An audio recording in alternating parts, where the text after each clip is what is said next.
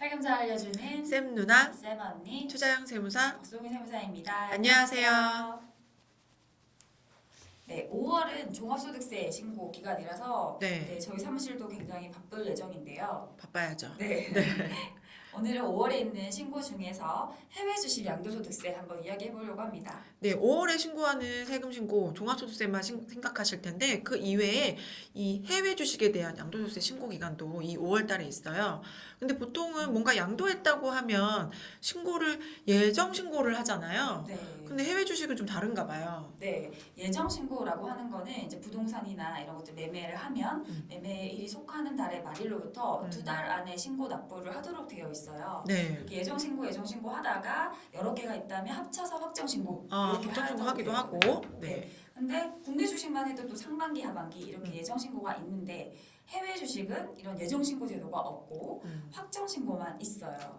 그러면 지난 2020년 1월일부터 2020년 12월 31일까지 실현된 해외 주식 양도 차익이 있으신 분들은 돌아오는 5월달 1일부터 5월 31일까지 신고하시고 납부하시고 이런 절차를 밟아야 되는 거네요. 네. 네. 그래서 5월 달에는 해외 주식 지난 해에 실현된 거래에 대해서 신고를 하시는 게 필요하다라는 네. 말씀을 먼저 드리고요. 오늘은 그러면 이 해외 주식 양도세 어떻게 신고하는지 어떻게 계산하는지 이런 것들을 알려드리면 좋을 것 같아요. 먼저 이 소득이라는 게 뭐 플러스가 나야지 신고를 할 거잖아요. 그치. 이익이 나야지. 이익이 있어야 세금도 있는 거죠. 네. 네, 근데 만약에 나는 이제 손실이다. 음. 라고 했을 때도 이 신고를 꼭 해야 되는지. 네, 손실이 나면 세금 신고를 안 해도 된다고 생각하실 수도 있는데 문제는 내가 손실이 났는지 안 났는지 과세관청이 모른다는 거예요. 네, 해외 주식을 거래했다라는 거는 알 수 있어요. 그래서 증권사에서 그 매매 내역을 보내죠. 네, 3개월마다 명의가 바뀐 내역을 보내게 돼 있어요. 네, 그렇기 때문에 매매 내역이 있으니까 뭔가 거래가 있다는 건 알지만 이거에서 손익이 있는지 마이너스가 있는지 이런 건 알 수 없기 때문에 결국 신고를 해줘야 알 수 있다는 거죠. 네, 뭐 종이로 날라오잖아요. 해외 주식을 거래하는 거는 우리가 알겠는데 이익이 났는지 손해 났는지 모르겠으니까 그 내역을 내라. 이렇게 해명자료 안 내면 이렇게 나오잖아요. 네. 뭐 그때 가셔서 이런 해명자료 안 내면 내시면 되긴 해요. 납부세액이 없다면 가산세는 없으니까. 어쨌든 그런 절차가 지금 안 하시더라도 나중에 한 번은 있을 수 있다는 거죠. 네, 그 손실이 나더라도 신고는 해야 된다라는 네. 거고요. 네, 그럼 양도소득 어떻게 계산을 할까요? 양도 차익 어떻게 나오는지. 양도 차익은 너무 당연한 말인 것 같아요. 판 가격 빼기 산 가격 빼기 부대 비용. 그게 정말 차익이겠죠? 네, 근데 이게 해외니까 음. 원화로 계산하지 않고 사실 달러나 그 나라 통화로 거래를 하잖아요. 네, 그래서 그게 뭐 환전을 해가지고 원화가 되긴 할 텐데. 그러면 이거 환전할 때 환율을 적용하는지 아니면 어떤 매매라고 하면 주문 낸 날인지 뭐 어떤 날에 환율을 적용하는 건가요? 이 외화 거래에 있어서 가장 중요한 게 실제 환율을 적용하지 않는다는 거거든요. 세금 계산할 때는 외화일 경우에 반드시 기준 환율을 적용하게 돼 있고 언제의 기준 환율을 적용하느냐? 결제된 날짜의 기준 환율을 적용합니다. 네, 국내 결제일에 기준 환율을 적용해서 환산을 하는 거네요. 네. 그럼 내가 그렇다고 돈을 그대로 뒀다가 나중에 환전한다고 해서 그렇게 세금 계산이 되는 건 아니다. 맞아요. 네. 외화로 계속 있다고 하더라도 결제된 날짜에 마치 환전한 것처럼 해서 원화로 계산을 한 양도 차익을 가지고 세금 신고를 하시면 됩니다. 네. 그럼 또 주식을 사고 팔고 할 때는 생각해보면 저희가 100주를 사서 또 100주를 통으로 팔고 이렇게 하진 않잖아요. 여러 번 사서 여러 번 팔 텐데. 이게 너무 싫어. 네. 그럼 이 단가를 어떤 게 내치대 원가인가요? 이게 사실 여러 가지 방법이 있어요. 원래 원가 계산은 개별법 하는 게 원칙이에요. 1번 주식을 팔았다고 하면 그 1번 주식이 팔렸다 이렇게 하면 되는데 이 1번부터 100번까지 있는 주식이 막 팔리니까 이 순서가 중요하잖아요. 그래서 국내 주식이랑 마찬가지예요. 원가의 경우에는 어떻게 순서를 모르겠다 할 경우에는 선입선출하라고 세법에 되어 있는데 근데 또 특이한 경우에는 우리가 국세청에 물어보게 돼 있잖아요. 국세청의 기재부에 어떻게 해야 되나요? 라고 물어봤더니 어떤 케이스에서는 이동평균해도 된다고 나오고 어떤 케이스에서는 후입소출해도 된다고 나왔어요. 그럼 단가의 매칭이 여러 가지 방법이 가능할 수 있다는 거네요. 그렇죠. 네. 그래서 되게 다양하게 하고 있죠. 네, 그래서 증권사마다 보면 그 뒤에 내역에 나와 있어요. 당사는 뭐 이동평균법을 적용했습니다. 선입선출을 적용했습니다. 이렇게 나와 있어요. 네. 네. 근데 또 이렇게 하는 이유가 사실 국내 주식 같은 경우는 대주주일 때만 과세를 하기 때문에 선입이든 후입이든 이 세금의 차이가 아주 클 수 있는데 해외 주식은 어쨌든 언젠가 다 과세를 하는 거기 때문에 뭐 이시득이 크지 않아서 그런 것 같아요. 맞아요. 뭐 후입 선출을 하던 선입 선출을 하던 뭐 이동 평균을 하던 사고 나서 팔았을 때 다 세금 내는 거니까. 네. 네. 세율 차이가 사실 크지도 않고. 네, 그래서 그렇게 이제 다 여러 증권사마다의 계산 방식으로 그런 소득 금액을 또 계산해서 제공을 하고 있죠. 네, 제공하고 있고 그래서 여러분들 거래하시는 증권사에 아마 홈페이지 열어보시면 해외 주식 양도소득 금액 계산 내역 뭐 이런 것들을 PDF로 다운로드 받으실 수 있을 거예요. 네. 간단하게는 그렇게 확인하실 수 있습니다. 네, 그럼 이런 이제 양도가액, 취득가액, 단가까지 이야기를 했어요. 그리고 또 빠질 수 있는 비용은 없나요? 비용 있죠. 국내 주식 같은 경우도 마찬가지인데 비용 중에서 가장 기본적인 게 거래세가 있을 수 있고요. 네. 해외 주식이니까 그 나라에서 거래한 거래세가 있다면 비용 처리 당연히 되고요.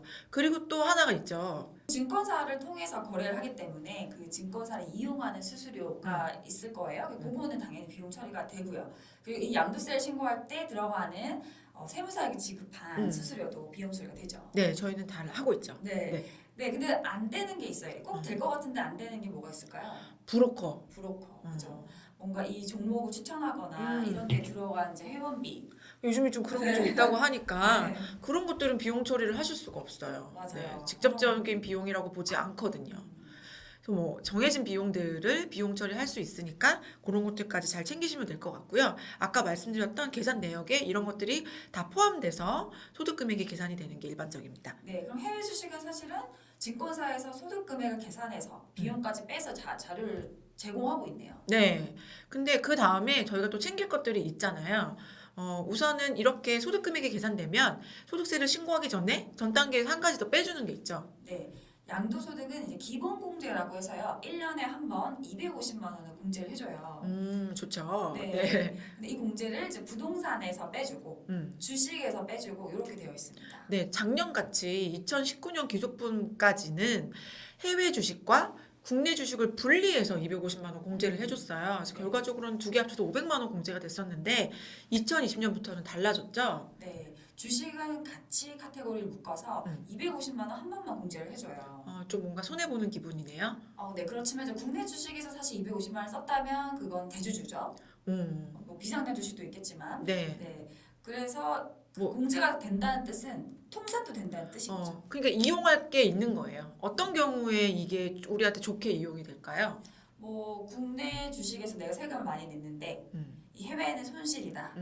라고 한다면 얘를 합쳐서 국내 주식에서 냈던 세금을 돌려받을 수 있는 거죠. 네, 그러니까 여러분들이 지금 이렇게 확인해 보신 해외 주식 양도소득금액 계산 내역상에 수익이 안 나고 손실이 발생했다.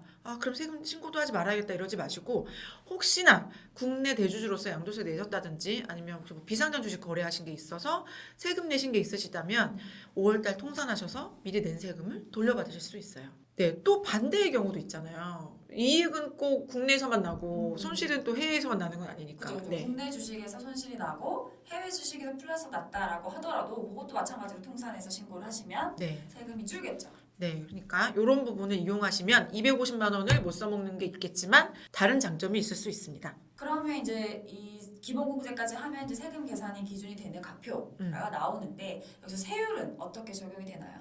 해외 주식은 단일 세율이에요. 20% 지방세 포함할 경우는 22%고요. 다만 우리나라 중소기업인데 해외에 상장된 법인이다. 이럴 경우에는 11%가 적용이 되겠죠? 네, 그런 경우는 사실 잘 없죠. 없어요. 저희 하나 있어가지고 좋아했는데 그것도 이제 이제 아니잖아요. 중소기업 아니야. 네. 네, 이렇게 산출세기 결정이 되면 5월 말, 또 지방세 같은 경우는 7월 말까지 세금 내시면 되는데 놓쳤다, 신고를 안 했다 이럴 경우에는 어떻게 되나요? 네, 세금은 항상 신고를 하지 않으면 가산세들이 세트로 나옵니다. 네, 신고를 세트. 안 한다라고 하면 무신고 가산세가 있을 거고요. 네. 작게 신고한다 그럼 가소신고 가산세가 있고요. 신고도 안 했으면 납부도 안 했겠죠. 그렇죠. 그럼 납부 불성시 가산세 이렇게가 있습니다. 네, 무신고의 가산세는 무신고 가산세가 세요. 기본이 20%. 그리고 신고를 하긴 했는데 뭔가 누락됐어. 그럴 경우에 세율은 10% 가산세. 신고를 안 했으니까 납부도 못 하셨을 텐데 이 납부를 안 하셨을 경우에는 이자조의 가산세가 생깁니다. 납부 불성실 가산세인데요. 하루마다 가산세가 붙고 하루에 0.025%가 붙어요. 네, 그래서 그것도 1년 치면 거의 뭐 10% 되죠. 9.125인가 그랬던 네. 것 같아요. 네, 엄청 그래서 높아요. 해외 주식 신고를 꼭 하시고 납부를 못 하더라도 일단 신고는 하시는 게 10% 20% 이 세금을 줄일 수가 있겠죠. 네, 만약에 혹시나 놓치셨다면 다음 날이라도 빨리 하셔야 가산세 감면을 받으실 수 있으니까요. 아, 이 양 안 한 거 나는 날라오면 낼랜다 이렇게 하지 마시고요. 빨리 기한 후 신고라도 아니면 수정 신고라도 빨리 하시는 게 가산세를 줄이는 방법입니다. 해외 주식은 이렇게 소득 금액이 나오기 때문에 신고도 증권사에서 보통 신청을 받아서 의뢰를 하잖아요. 네, 들어가 보면은 뭐 신청하세요 막 떠 있어요. 근데 아마 이제 신청 기간이 이번 주 지난주까지 끝난 데도 있고 이번 주 다음 주 하는 데도 있고 부분이 이제 증권사마다 차이가 있는데 다 안 해주는 경우들도 간혹 있죠. 네, 증권사마다 뭐 우리는 손해기 250이 넘는 경우에만 신청을 받겠다라든지 이런 거에 있어서 서비스를 못 받는 분들도 계시죠. 네, 그러실 경우에는 네, 저희한테 신청하시면 저희가 신고를 도와드리고 있습니다. 네. 그런 경우도 있고 또 이제 추가적으로 이제 세금을 줄이기 위해서 이제 주식이 많이 오른 종목을 배우자에게 증여해서 팔았다거나 아니면 이 계좌를 다른 데로 이체해서 팔았다거나 이러한 경우에는 증권사에서 커버가 안 되는 경우들이 있어요. 네, 증권사에서 발급해주는 이 계산 내역 자료로서 다 확인할 수 있으면 편하게 신고하실 수 있을 텐데 그게 아니고 뭐 거래 내역을 열어봐가지고 별도로 세금 계산을 해야 된다든지 이런 경우는 아무래도 신고가 좀 어려운 경우가 있으니까 그런 경우에도 저희한테 맡겨주시면 저희가 도움드릴 수 있을 것 같아요. 네, 정리를 하자면 기본적으로 뭐 여러 군데에서 거래를 했는데 조금씩 있어서 서비스를 못 받는 경우라든지 네. 아니면 뭐 증여나 이체나 이런 경우로 좀 특수한 경우가 있다라고 하면 문의를 주시면 되겠습니다. 오늘은 저희 해외 주식에 대해서 알아봤네요. 네, 그럼 지금까지 세금잘 알려주는 쌤 누나 쌤 언니였습니다. 안녕.